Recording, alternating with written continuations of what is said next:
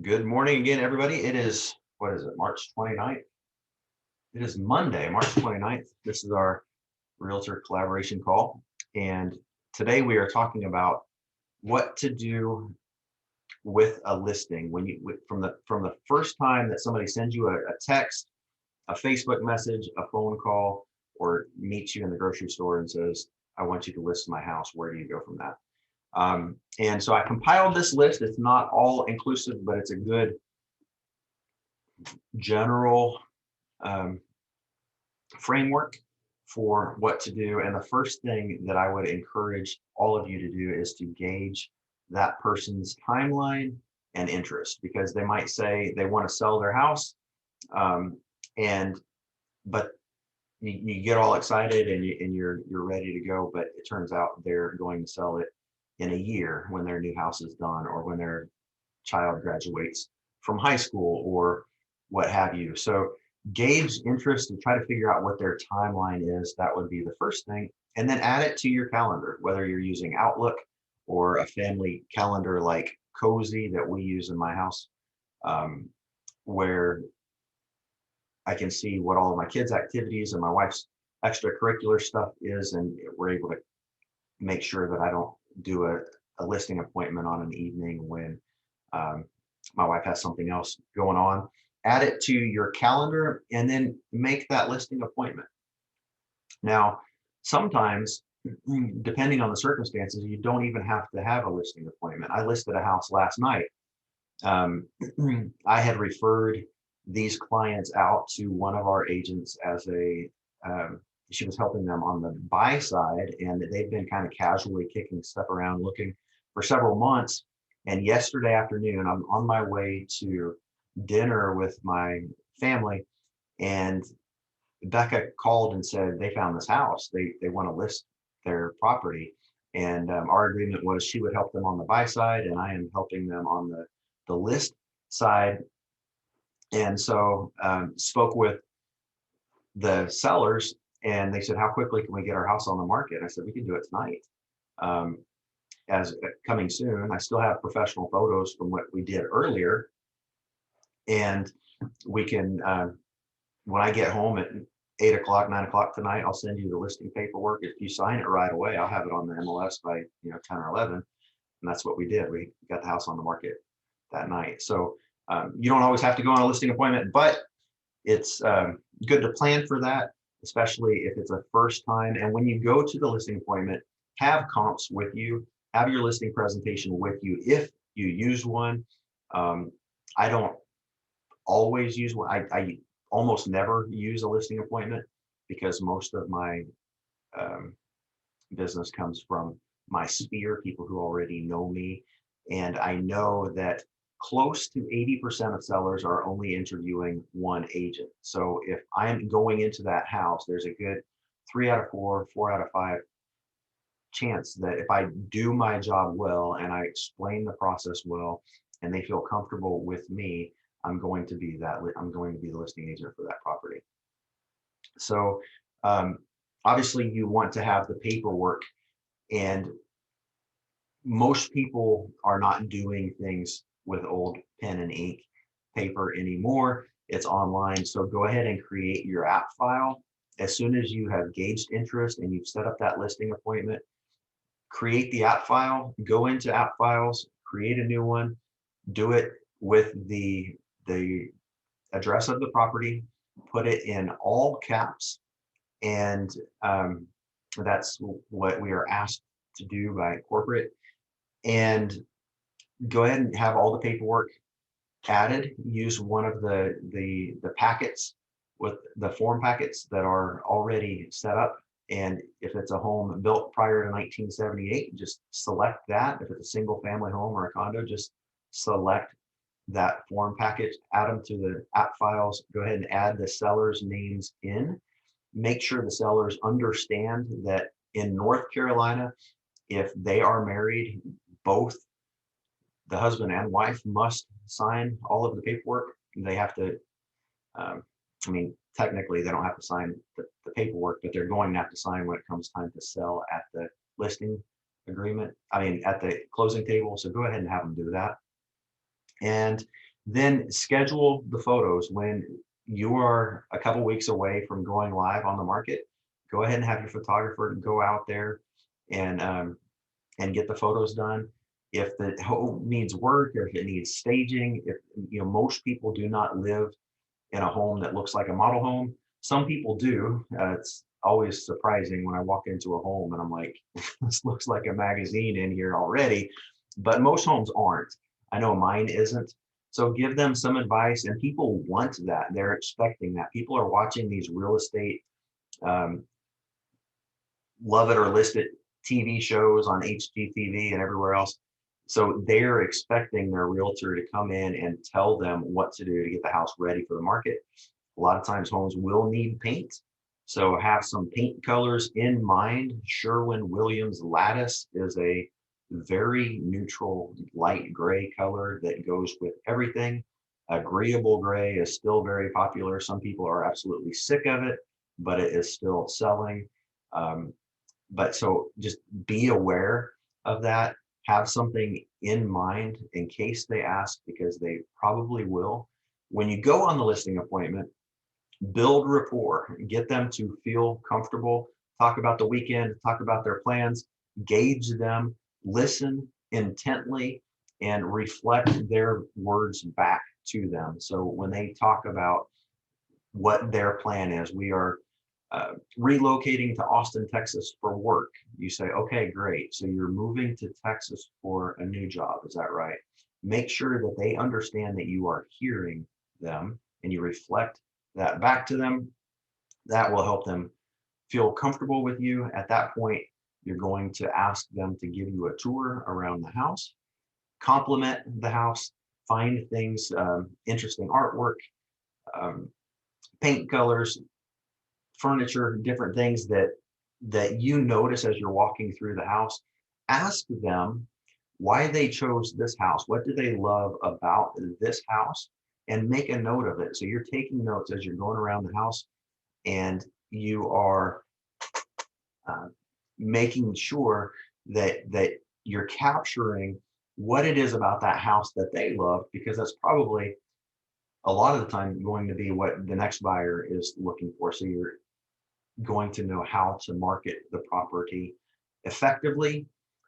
Once you have done that and you have the photographer going out, I personally love to, if it's not a huge house with lots of nooks and crannies, in North Carolina, we are required to either measure the home ourselves or to pay a professional to do it. So I would encourage you to learn to do that. There is a pamphlet put out by the North Carolina Real Estate Commission that will tell you how to do that. It gives you the square foot measurement guidelines. So study that. And I encourage you guys to measure your own properties. It gives you a way to really get to know the property, and it saves you, $75 or $100 what you might pay somebody else to do it. When you have that sketch, now what I do, I use a clipboard with some graph paper. Here's one that I did recently. This is not to scale, but this is one of my listings that is coming up.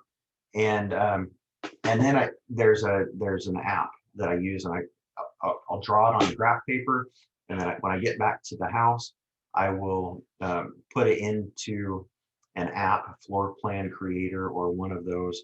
I think I may have paid $5 one time for that app. There are free apps out there as well. And then you put it in and it will automatically calculate the square footage for you. And then of course you are going to need that for your app file because it's required. So add that. Then when you're talking about the timeline, it's very important that you know the market. So you're looking at all of the comps. I was talking with a seller this morning, and we were looking at, we're going to list their house at 700,000, knowing that that's really high. But in the 28115 zip code, I did a search of all properties between $500,000 and $700,000, and we And I looked and I said, there's only 10 active properties.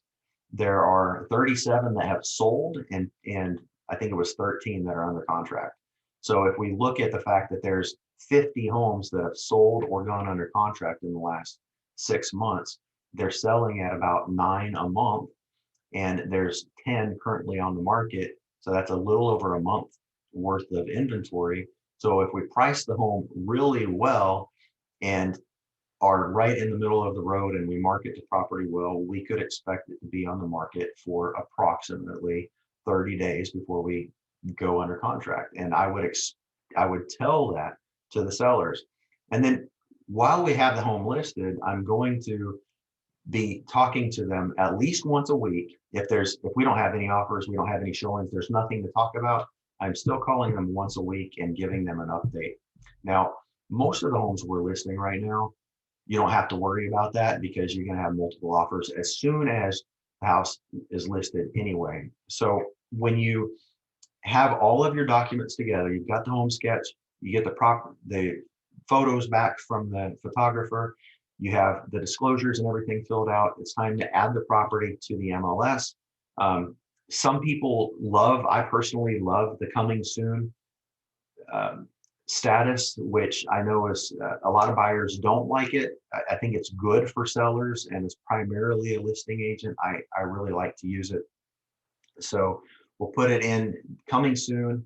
A lot of times that gives the sellers a few more days or a week. You can do coming soon up to 21 days, and it gives the sellers some more time to get the house 100% ready for showings. I personally love to have my listings go live on a Thursday, maybe on a Friday, and then begin showings on Saturday. That seems to give a lot of people the opportunity to get in and see the house. People, especially like the one that we put on last night, we put it on coming soon on a Sunday night. It's people are going to see it online. It'll go live on Thursday, and we'll start showings on Saturday. Now, a lot of times, depending on the property, you're getting offers straight from the coming soon, and sometimes multiple offers, and that is great for sellers. Of course, you guys know it's hard right now for buyers, but Angie made a great point earlier that she does a really good job. Angie, you didn't come across as vain, but you were just saying that you got one under contract because the listing agent liked the way that you presented the offer, your cover letter, how professional you were. It was a clean offer, and that's great. So I'm not trying to put you on the spot or anything, but thank you for sharing that. And we as listing agents primarily are looking for those things. So when you're deciding between multiple offers with your sellers, you can say, well, this agent seems to be a really great communicator. Let's look at the different financing options. Now, historically in this business, we've talked so much about pre-qualification versus pre-approval, and how if somebody is pre-qualified, that's not very good. That just means they filled out an online questionnaire, and some lender said, if you were being honest with me and told me everything and answered every question truthfully, then yeah, you can get a loan for $500,000 or whatever that number is. But if they're pre-approved, that means that they've included their documentation and all this other stuff. Well, that line has really been made fuzzy, and lenders nowadays, I see people who are fully pre-approved fall out of contract for financing reasons. I see it happen all the time right now. So what I would encourage you guys to do, whether you're buyer's agents or listing agents, but for this conversation, as a listing agent, when the offers come in, call the lender and say, is this person fully vetted? Have they been through underwriting? Is this loan 100% ready to go? You just need to pop in the property address. And if the lender is not willing to talk to you, you disclose that to the seller. You're not asking for any kind of personal information. They're provided a letter with their name and their contact information on it, in theory, so that you can reach out to them and make sure that this buyer is really well qualified. I've had some offers on different properties where the lender actually called me and said, these people are 100% ready to go. I've been through all their documents. And that goes a long way. So, uh, I, yeah, I was gonna say, if it's the lenders that I refer to people to, I ask them to call the agent as I'm giving the offer in. yeah, absolutely. And as a listing agent, I've been called many, many times by different lenders, and it goes a long way. It gives me a lot of peace of mind, saying that, communicating to my seller, like, this offer is solid. It's solid, but you want to make sure that you ask the right questions and see that they are fully vetted, that it's 100%, that they have a clear to close as soon as they pop in a property address and get an appraisal on that property. Um, and a conversation that I'm always having with the sellers is ensure that you um, understand that the house is probably not going to appraise for what we're listing it at, or especially if we accept an offer that's over contract price. And so, a conversation to have with buyer's agents, because I had one literally I think we listed it in February. The buyer's agent, they brought an offer that was $20,000 over list price. And I said, there's no way this home is going to appraise. They said, it doesn't matter. The buyer is willing to come out of pocket over the appraised value by X number of dollars, whether it was 20,000 or 24,000. I think it ended in a four, $24,000 or whatever, that the buyer is prepared to come out of pocket over the appraised value. And so that's something to definitely consider. Where homes are appreciating at 1 to 2% a month right now, the appraisals are coming in 2 months behind the current market conditions, because they're looking at the most recent closed sales. And so when I sell a house for $395 over here, it's appraising at $385 or $390. So just level set that expectation with your sellers, that the appraisal is going to be probably the biggest hurdle, but you want to ideally find a buyer who's going to waive that appraisal contingency, which in South Carolina, it's right there on the form. In North Carolina, you would have to write that in somewhere or use an addendum. I skipped a couple spots, but when you add the property to the MLS, you have to add the disclosures manually as attachments afterward. You have to set up showing time. When you set up showing time and you basically are giving the buyer's agents instructions on how to show the property, you can block off certain days or certain times. If your seller works from home, God forbid that you have to say no showings from 8 to 5 Monday through Friday or something like that. That makes it a lot harder to sell a home, but in this market, it's still definitely doable. You want to add the disclosures and add the seller's preferences to the notes. Now, I know a lot of buyer's agents who complain and do these public Facebook rants about listing agents that don't return their calls. And I've definitely been on the buyer's agent side of that in the past, where I've been frustrated that these listing agents won't call me back. But I've also been guilty of calling the listing agent to ask questions that are already answered in the MLS. So make sure that you are reading the notes. When I list a property, one of the things that I'm starting to do now is, in the public remarks, say, buyer's agents, please read agent notes. And in the agent notes, it will say, sellers would love a longer close time. Let's say they're building a new house and they wanted to go ahead and put their home on the market for financing reasons, but their new home's not going to be ready for 90 days. They would love to sell the home and lease it back, or they would love to close in June, even though we're in March. Now, when the buyers start making offers and they say we can pay cash and close in 21 days, my sellers aren't gonna like that. When buyer's agents call and leave a voicemail and say, yeah, we're just looking at how we can structure a deal and create a win-win. I'm thinking, why didn't you read the notes in the MLS? I put that there so I wouldn't have to answer these questions 20 different times.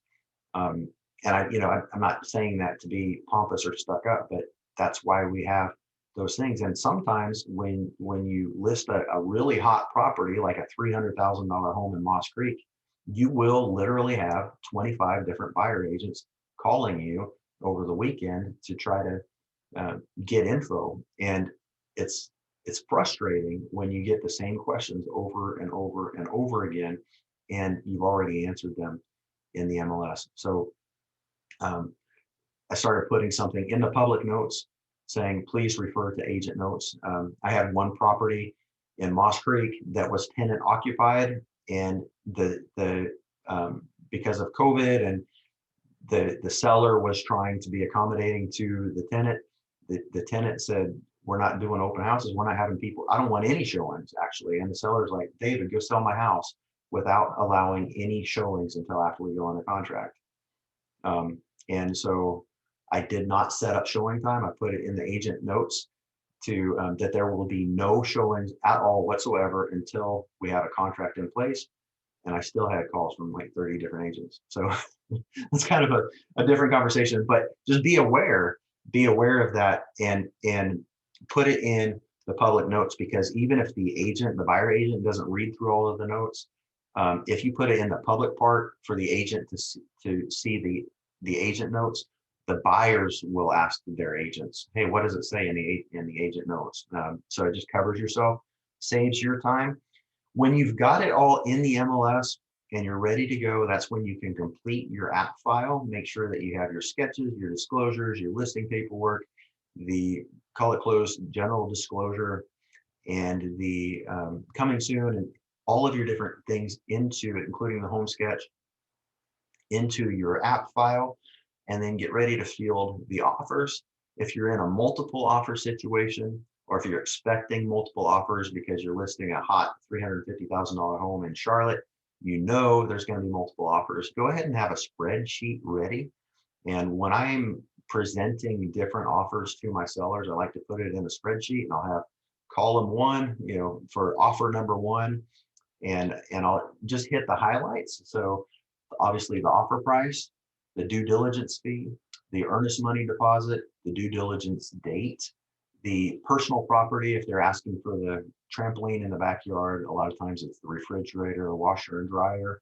A lot of times buyers are asking for, if they're asking for a home warranty, if they're asking for closing cost assistance, anything like that, you want to go ahead and just have individual lines. And then when you have 5 different offers, you can put them, side by side by side, and you send that over to your sellers, and they can very easily compare apples to apples. You can also add a line for spoke with the lender, or this one is paying cash. This one is an FHA loan. This is VA. What does VA mean for your sellers? That they're going to have to pay for the wood destroying insect report. They're probably going to have to fix some silly cosmetic issue that the government wants fixed. So field those offers, organize them into a spreadsheet, include that seller and net spreadsheet that I think you guys all have. If you don't have that spreadsheet, let me know, and I can send it to you. You guys can tweak that, explain the options to your sellers, and negotiate. So you can ask for highest and best. You can reject all offers and negotiate with just one. You pick the very best offer. You can go back to them and say, look, we've received multiple offers. The sellers really love your offer, but if you could just increase the due diligence, we would have a deal. Or could you come up a few $1,000s in the listing price, the purchase price? We'll have a deal. Obviously, you cannot disclose the terms of any offer unless you have the permission of that buyer's agent, and then you have to disclose all. So we just don't disclose the terms. Most buyers are not going to want their terms disclosed to all the other buyers, and it's just kind of a big ball of wax. So don't even go there. In my opinion, when you go under contract, you get that due diligence fund check to your sellers as soon as you possibly can. Have them sign off on page 15, the due diligence acknowledgement. Make sure that the buyer's agent has gotten the EMD to the attorney or whoever the escrow agent is, and um, add that to the app file. Stay in touch. It's important that during the contract period, you don't just move on to whatever shiny thing has caught your attention next. Put it on your calendar that every Tuesday or whatever day of the week is, you're going to be reaching out to the buyer's agent to see how things are progressing. How did the inspection go? Any word on the appraisal yet? The due diligence date will be on your calendar. You will be watching it like a hawk. You will be reminding your seller that the due diligence date is coming up. And it's, for instance, on the 15th, the buyer needs to make up their mind if they're going to continue with the purchase by 5 p.m. on that date. If not, then the earnest money could be forfeited if they don't complete the sale. So continue to do that. Stay in touch. Make sure you get the attorney information sheets filled out and over to your seller. I always fill in as much information as I possibly can. So as soon as you go under contract, the buyer's agent will give the contract to the closing attorney, and then typically within a day or 2 or 3, you will receive an email from a paralegal with your seller information sheet, and it usually comes in a PDF. A lot of times now they're having the seller go into an online portal and fill out that information. One of those things that they're going to be required for is a loan payoff if they do have a mortgage on the property. Make sure that they get that, because sometimes the banks drag their feet and you don't want closing delayed. You don't want the buyers to have to extend due diligence or do anything like that. Weekly updates. Make sure that you're getting updates from the buyer's agent and watching that due diligence date. Ask the buyers when they are planning to do their final walkthrough as you're getting closer to the closing date. Of course, you will be reviewing the closing disclosure to make sure that it is accurate, that they have your commission accurate. You're going to make sure that your app file is updated. You will add a note to the app file to say this is closing next Tuesday or whatever that date is, so that Ashley will see it well in advance, hopefully a week before closing, and she can have the commission disbursement authorization sent to the paralegal. You want to have all of that done, taking advantage. And then at closing, it's been for the last year, most attorneys will not allow realtors to go to the closing table, which is a really good thing for us. That allows us to work from home even more, gives us more flexibility. But you want to coordinate dropping off keys and garage door openers. You're going to make sure that your sellers are out of the house and the house is relatively clean, kept in good shape. Some sellers will take it upon themselves and hire a professional cleaner or clean the home themselves and have it in really good shape for the buyers, which is a nice touch. It's not required, but it's a tradition. But you want to just communicate so that there aren't any surprises, because when people get upset, it's because their expectations were not met, right? So if we're letting people know what to expect, then they'll be fine. Now, sometimes buyers agents will try to schedule the final walkthrough 3 days prior to closing, and the seller's not moved out yet. You're just gonna have to tell them, hey, come back the day of, and have your sellers understand that they need to be moved out of the house the day before closing, so that the buyers are able to do their final walkthrough before they go and pay for a house that's, they want to make sure that it's in the condition that they expect it to be in. And some of you may or may not do a closing gift for clients. Some do, some don't. And I always recommend a good closing gift. We talked about it on our buyer call a few weeks ago. Some people like the Cutco knives. Some people like cutting boards and different things. Whatever your preference is there. Sometimes some people are very thoughtful and will have a custom gift for each and every client, just depending on the particular likes or dislikes or needs of that particular client. So just something to think about. Hope this was helpful. Anybody have any questions? I've been talking for a long time.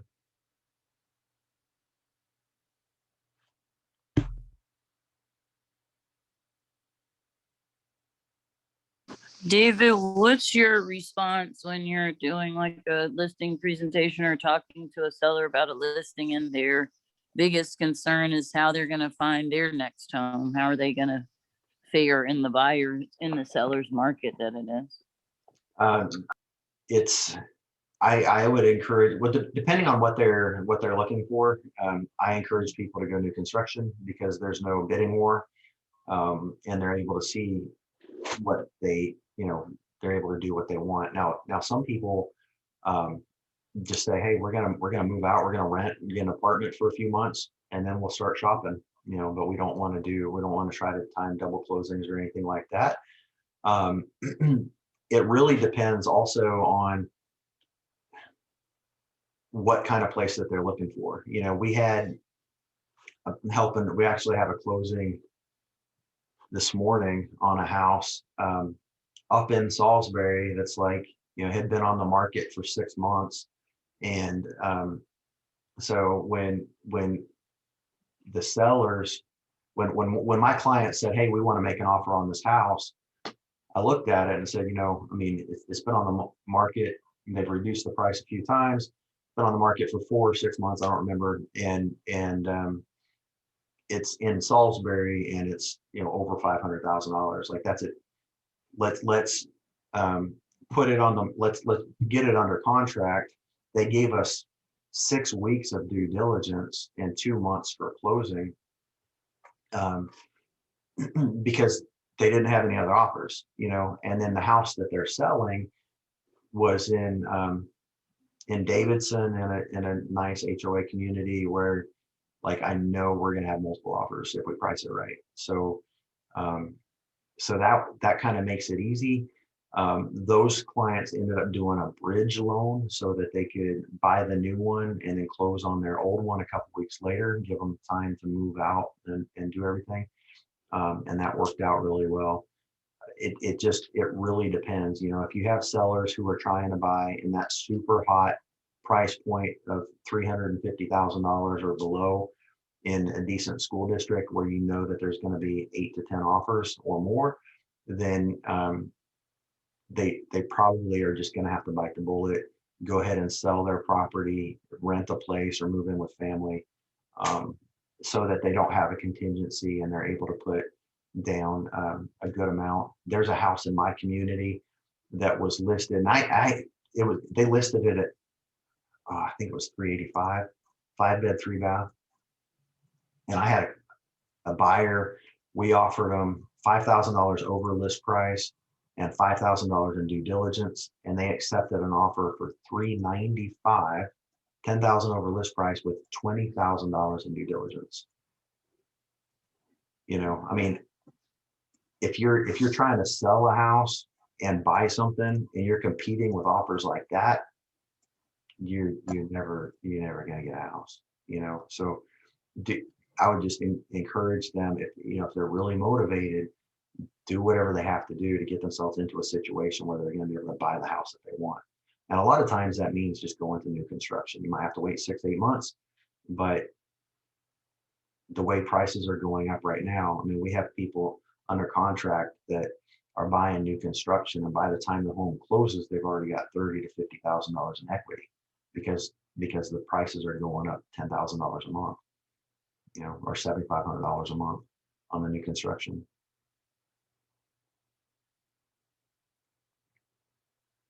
That was Thank really you. Any other thoughts or questions, guys? I was thinking, can a seller, I mean, they can pretty much do whatever they want, it seems like today. Can they ask for or set like an open date that gets set when they go under contract on their place? That's if a buyer's just open and has options. What do you mean by an open date? Like if somebody wants to settle in, like say the buyer comes in and says, I want to settle in 30 days. Well, they can say, well, I can't do that. Can we set the date once I go under contract online? It could be 6 months. I mean, if a buyer wants that house and they don't have a timeline, or they're already living somewhere and they're don't mind waiting, is that something we can do, is kind of have an open date that gets set once the seller goes under contract? Absolutely. I mean, if you get both parties to agree to it. Yeah. Okay. Mhm. I have a question. Let's say you've priced the house at 400,000 and the appraisal comes back 380. Like, what happens with that? Um, that's actually a great question, and that happens a lot, Brent. Um, so the seller can agree to come down. The buyer can agree to come out of pocket if they're able, to go over and above the appraised value. A lot of times I've seen it come in the middle. I've had buyer's agents say, look, the seller said they'd come down 5,000. The buyer's only able to come up 5,000. Let's both reduce our commissions to make up the difference. And in the past, I used to do that, and I don't do it anymore. It just, sorry, I can't do it. Especially if you're paying a referral fee or something like that, we just not able to do it. And from the seller's perspective, the home's appreciating, let's say, at $5,000 a month right now. So is it really in the seller's best interest to reduce the price?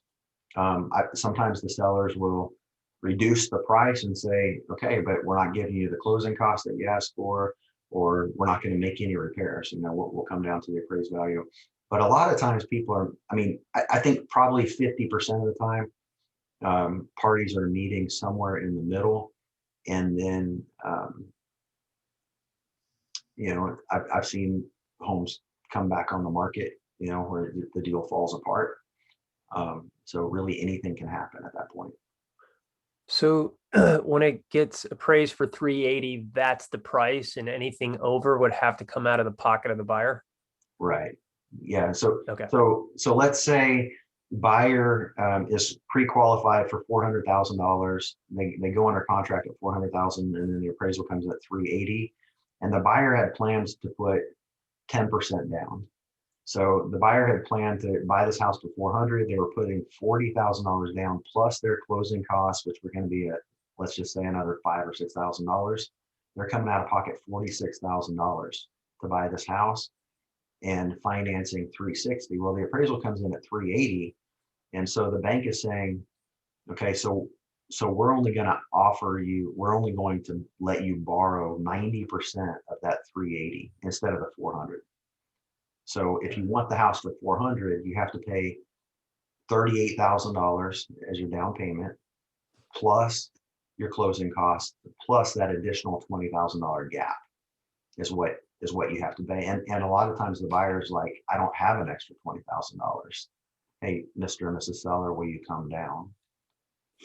And the other thing that doesn't happen a lot, but it's a viable solution in this situation, because we see low appraisals every single day in this market. You can you can negotiate, will the seller do a loan on that, let's say $20,000? Will the seller do will the seller agree to loan the buyer an additional that $20,000? Of course, you want to have the attorney and the lender sign off on that. The lender has to agree to it, which they generally will. The attorney will draft that. The seller will be in a second mortgage position, and if they don't if the buyer doesn't pay, then there's a lien on the property. So when they sell someday, the seller is going to get their money back. So it's certainly an option. And it could be, you know, something where, you know, you agree to pay it at 5% interest with a balloon payment after 3 years or something like that. You can, it's worth asking the lender if they'll waive the appraisal up ahead of time, because I did have one that did that, and I talked to another one and they say that can be done. So it's worth asking if that might be an option and under what conditions. Yeah. Yeah. And it happens quite a bit, especially if the buyer is putting down 20% or more. We see that quite a bit, that the appraisal can be waived. And that makes an offer a whole lot stronger. And also another thing from the lender, getting a commitment letter versus a pre-approval. Sometimes they will put the buyer information ahead to underwriting. So the only thing left is to get the house appraised and deal with the house once they go under contract. Some lenders will do that. Absolutely. Absolutely. And I would not, in this environment, I would not want to deal with a lender who is not doing that. Who's what? Doing a full loan commitment instead of just a pre-approval or a pre-qualification letter. Gotcha. The buyer's fully underwritten, 100% ready to go. They just need to plug in the property address and do the appraisal. David, what was the name of that measurement app? Hold on one second.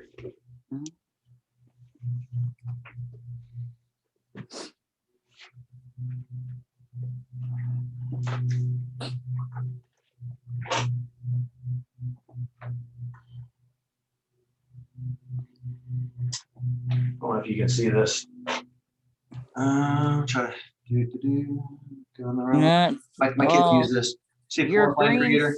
Your green screen is making it weird. It's called floor plan creator. Okay. I literally only use that for that tablet for my floor plans, and my kids play games on. There's one called Magic Plan too. I don't know how they compare. I've played around with it. It was a little quirky, but They all are. Yeah. Hey, David, morning. Hey, Mark. Hey, is there a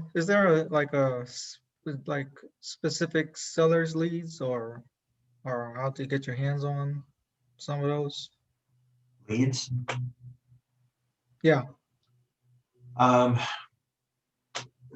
That's, I don't know of any seller lead programs that I would pay for. I've tried a bunch of them.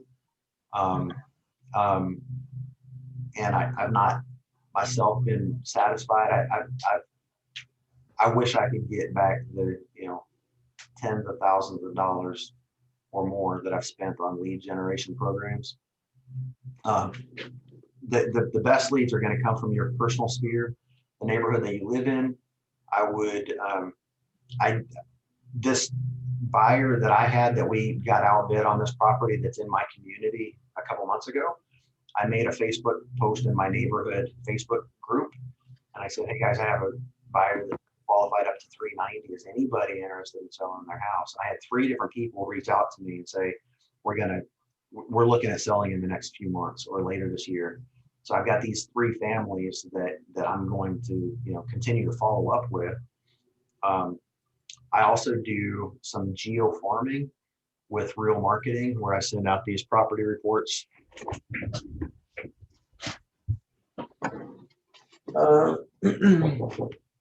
So these, I'm farming in Moss Creek, and so that's the back, the front, and on the inside, it's got like a market report. This is through Real Marketing. It's a $1 market report, and they plus postage. I think to mail 500 of these every month, I'm spending about $650 a month. But I've already gotten 1 listing off of it. After the second mailing went out, I got 1 listing. So I mean, you know, you're looking at an $8,000 to $9,000 commission. for, $600 or $700 a month. I highly recommend that. But then, door knocking, going out, hosting events, and just working your sphere is probably the best thing that you can do in conjunction with something like this. If you really want to do some marketing, and I know Brent is talking about doing this in his target neighborhood as well. But I've been very, very pleased with that. All right, thanks. Yeah, absolutely. So something else with that real marketing, once you work with them and you figure out what neighborhood, you're locked in that nobody else can do that neighborhood. So Oh, wow. That's good to know. Thanks. I mean, with that company. Yeah, okay. Oh, with the same real estate company. Yeah, well, it's real marketing, so Yeah. they're committed to you for that subdivision. I mean, Awesome. there could be another realtor that uses their own, but with real marketing, nobody else can use their product for that subdivision. Gotcha. And their product, it is patented, and so nobody else can send out a report that looks like it. And I literally, the one listing that I got, the guy owns 2 homes in there, and he told me, he said, this is the best marketing material I've seen in 25 years. Yeah. It's awesome. But, guys, thank you. We'll see you next week. I'll post the recording. If you guys have any other questions, feel free to email me, and hope you all have a great week.